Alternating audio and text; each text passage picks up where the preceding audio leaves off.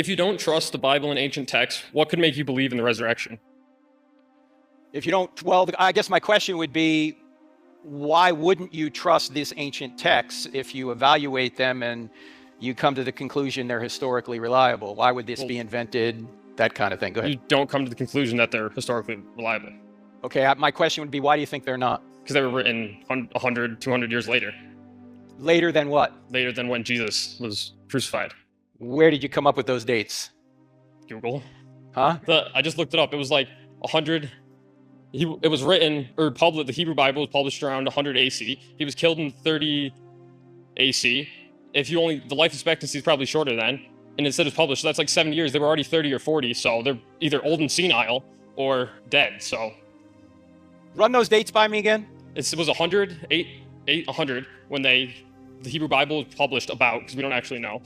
And then 30. No, the Hebrew Bible, you mean the Old Testament? No, it said, well, how would they publish the Old Testament after he died?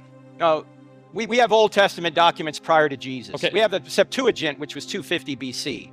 So that's 250 years prior to Jesus. We have the whole, we have Dead Sea Scrolls. We have a scroll, the entire book of Isaiah from like 150 BC. So the Old Testament's written before Jesus. You get that, right? Yeah, but when was it published? Do you know? What do you mean published? Well,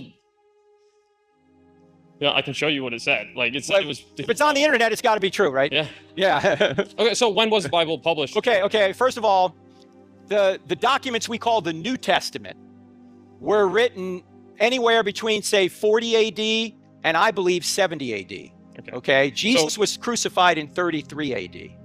Okay. Now, the sources inside those documents go all the way back to the event of the resurrection itself.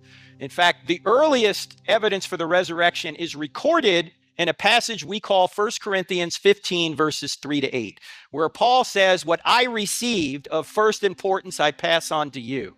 So Paul is writing in about 55 AD to the church at Corinth in Greece, and he's quoting a section that was memorized that even atheistic scholars agree goes all the way back near 33 AD.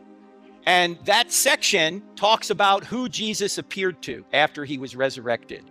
So despite the fact that Paul is writing it in 55 AD, about 22 years after the resurrection event, the data that Paul is writing down goes all the way back to the event itself. It would be like today if you wanted to write a history of, say, 9/11, which is 22 years ago. And you went and interviewed eyewitnesses. Some of them are in this room. And they told you what happened. Would it matter that you wrote it 22 years later? Or would the source from the event itself be authoritative? You could lose it in translation from what they saw memorized for 20 years and then you publish. You could misremember things, but there's something known as an impact event. An impact event is something you don't forget. You might forget what you had for breakfast this morning, but you won't forget something that happened 10, 20, 30, 40, 50, 60 years ago if you're old enough. Now, you're not. There may be a couple of us in here that are this old. Let me ask a question. Only a few of you are going to raise your hand. How many people in here can remember where you were and what you were doing November 22nd, 1963? Raise your hand and hold it up. You see these people with their hands up? These people are very old. Okay? November 22nd, 1963 is my earliest memory. I was 2 years old and 2 days. And I'm standing in the living room in our home in Wanamassett, New Jersey, and my mother is sitting on an ottoman in front of a black and white TV, weeping uncontrollably. Mommy, what's the matter? They killed the president. They killed the president. President Kennedy assassinated that day. I can still see in my mind right now, my mother when she was 26 years old, sitting on that ottoman. She's 86 today, but I can see her when she was 26. I remember what I said to her. And I remember what she said to me. And that was 60 years ago. Where were you when the second plane hit the tower? You remember where you were and what you were doing. Why? Because it was an impact event. Now, if Jesus rose from the dead, do you think that would have been an impact event? Possibly, yeah. Yeah. Do you think they would have forgotten about it? Do you think they would have any trouble remembering what he said and did? Possibly. Probably not, right?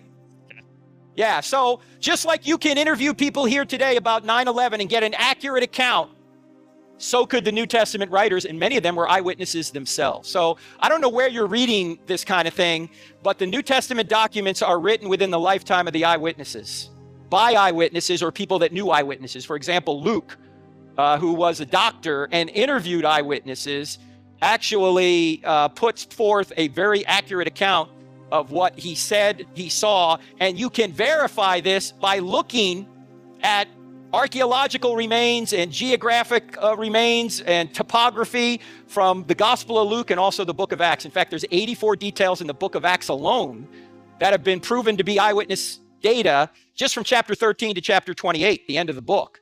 Luke was actually traveling with Paul. He's an eyewitness of that period. So you're right. You know, if this was 100 or 200 years later, we might be skeptical of it. But when we have eyewitnesses and eyewitness data that can be confirmed, that's telling us that this really could be true. Let me say one other thing. We just did a podcast on this 2 days ago. It's the podcast up right now, and I don't have enough faith to be an atheist. There have been 7 people associated with the crucifixion of Jesus found in archaeology.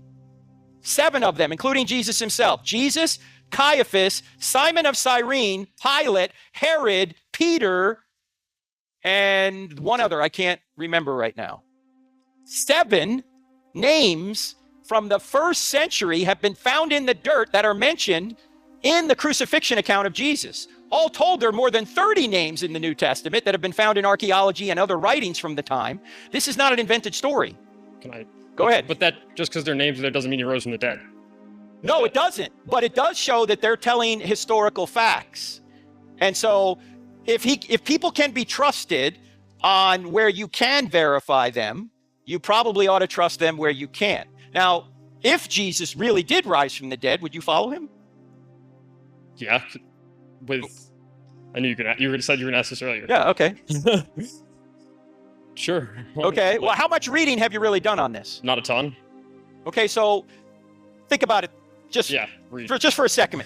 Regardless of whether he rose from the dead or not, let's just think about it this way. Jesus of Nazareth, inarguably, is the most influential human being in history. Yeah. True? Yeah. Okay. Christianity. Now, if we're going to consider ourselves people who are going to follow the truth wherever it leads, you have to at least check this out, right? You have to do some reading. You have to try and figure out, did this really happen? Otherwise, if we don't, I don't think we can really consider ourselves people who are pursuing truth. We may be pursuing what we want to pursue, but we're not really pursuing truth. You have to investigate the great figures of history, especially Jesus. Because if Jesus rose from the dead, most important fact in history. If he didn't rise from the dead, irrelevant. Got to check it out, right? Yep. Check out, not just my book, there are many other books out there. All right?